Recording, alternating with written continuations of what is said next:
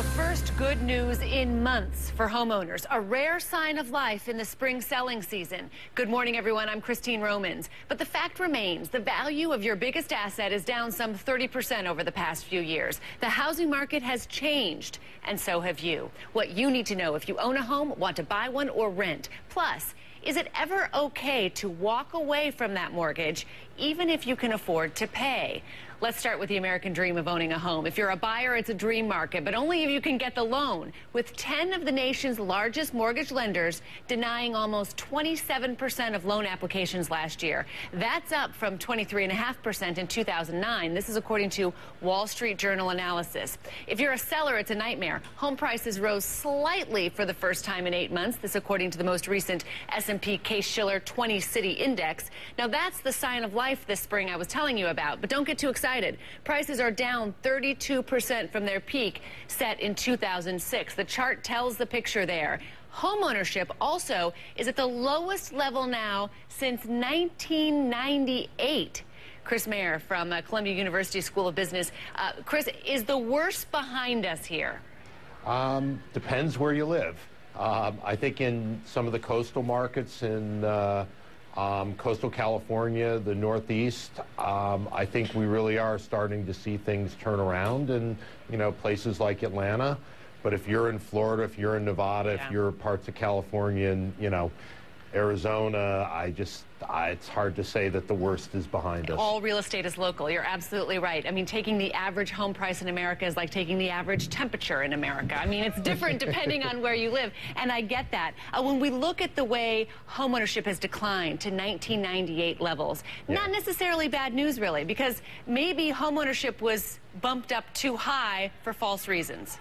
Yeah, I mean, I think we now understand what I think we didn't understand for a long time, which is not everybody should be a homeowner. And, eventually between 80 and 90% of Americans will own a home. But I think many of us in our 20s, either we move around a lot, maybe we, took on a little too much debt, student loans, other things, aren't in a position to own a home. And I think we shouldn't put some of those people into homes that they're owning. We should find ways for them to rent. We're looking at a chart right now that shows recent recessions and then shows how homeownership has fared. And really, for 10, 20, 30 years, no matter what, homeownership levels would continue to move higher until that peak in the 2000s amid very, very easy credit.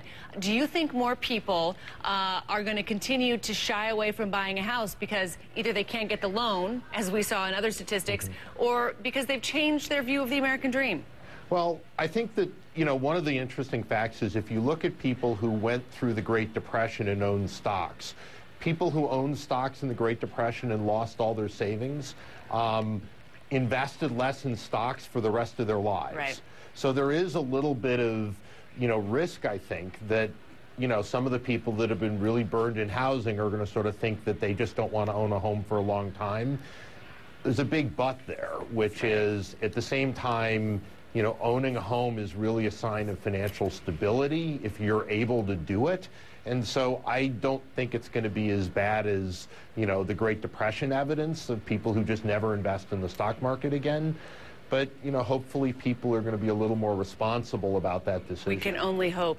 Jim Carr from the National Community Reinvestment Coalition, communities need the housing market to recover, Jim. I mean, state and local governments, they're expected to shed more than 100,000 jobs in the third quarter. Without those property tax revenues, they can't fund operations. Communities are facing an uphill battle here if people can't buy homes, Jim.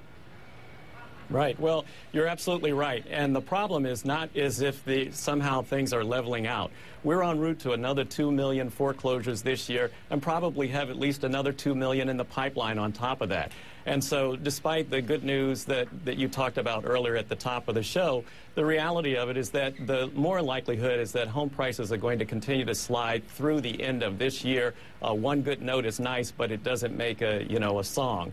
And so I think there's real trouble in the housing market in the years to come. Margaret Kelly, you're the CEO of RE/MAX. You know real estate from the front lines. Do you think there's real trouble for the housing market to come, or do you think that we're reaching a bottom here? I think we're reaching a bottom. Right now, we call it kind of a sawtooth recovery. You're going to see it up and down, kind of bump along the bottom for the next year or two.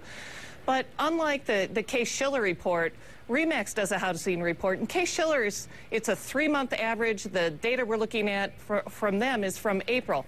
RE/MAX looks at current data, and what we've seen is the last 3 months that we've seen an increase in the prices, and 3 of the last 4 months an increase in transactions month to month. That's great signs. All right, Jim, Chris, and Margaret, stick with us because we've got so much more to talk about housing, because the big question in an unhealthy housing market is, do you rent or do you buy? What to do and which makes sense for you and your family.